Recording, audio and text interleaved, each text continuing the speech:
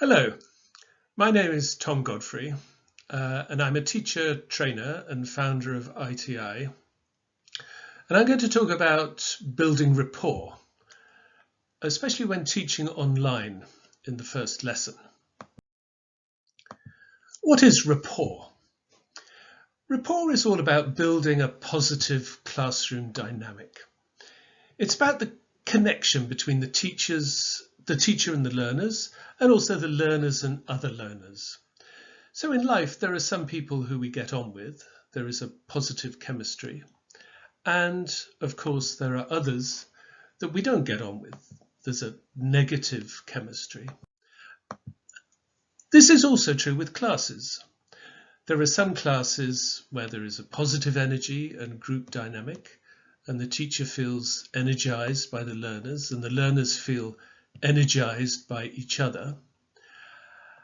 And you can notice these classrooms because there is eye contact between the teacher and the learners and each other for longer periods. The learners have positive body language. They interact with each other, and there is a buzz of excitement and expectation in the classroom. And when there's a positive classroom dynamic and learners are engaged, this is when learning can really happen. And indeed, when learning happens naturally and is joyful and fun. And then, of course, there are other groups where the atmosphere is negative and energy is drained from the learners and the teacher. There's no connection, there's minimal eye contact, there's a lack of focus. And in these circumstances, learning is very difficult. So how do we build rapport? Well, a key way to initially establish rapport is through eye contact. You need to tell the learners to turn on their camera if you're teaching online. If a learner is sitting in a Zoom room and you can't see them, then it's very difficult to build a connection. You don't know what they're doing, or even if they're there. So at the beginning of the online lesson, establish eye contact and smile, and this will make you feel positive as well. Obviously, in a face-to-face classroom, you can get learners to sit or stand in a circle so that everyone can see each other. And then it's a good idea to have an icebreaker or warmer activity, and this can reinforce eye contact.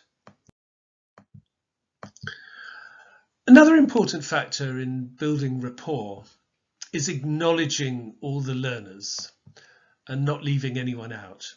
Everyone needs to feel involved and contributing in the first few minutes of the lesson.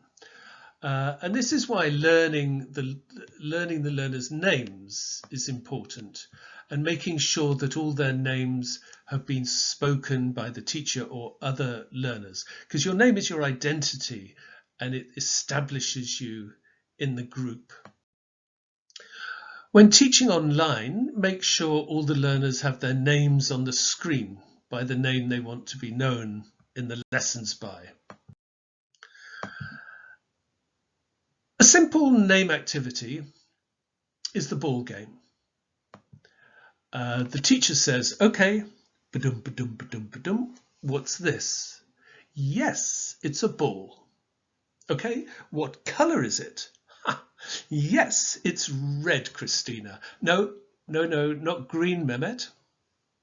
Are you colourblind? So an imaginary ball works fine when teaching online.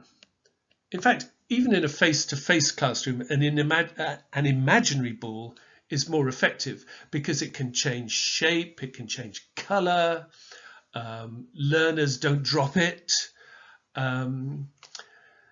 So, how do we play the game? Okay, so I'm going to throw the ball. I want you to catch it, say your name, throw the ball to another learner, and then fold your arms. Okay, is that difficult? No, I don't think so. But I also want you to remember two things: who you throw the ball to and their name. Okay? And then I throw the ball to a learner and we start the game. This is a very simple way for the learners to introduce themselves to the group, say their name, and also establish eye contact with everyone in the group. The reason you get the learners to fold their arms is then you can see that everybody has caught the ball and that nobody is left out. Next, you tell the students that they have to throw the ball again, but in exactly the same order.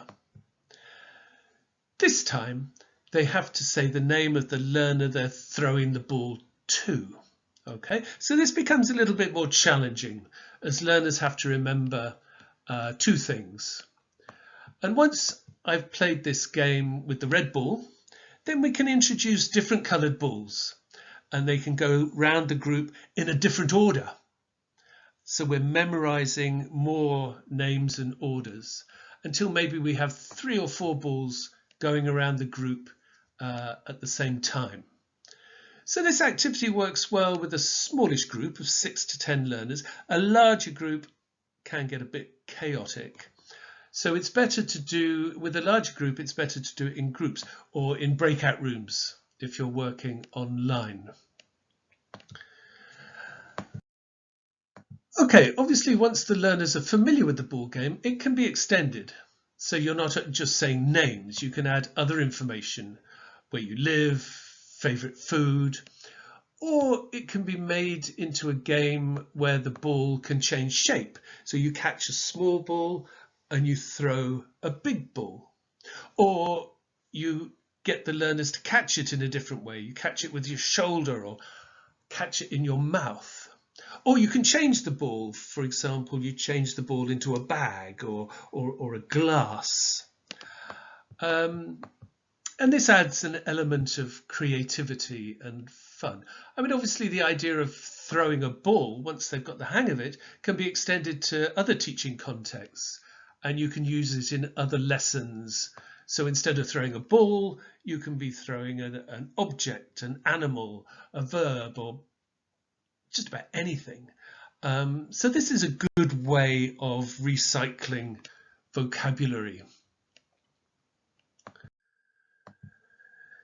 Starting your online lesson like this shows learners some important principles about your teaching philosophy.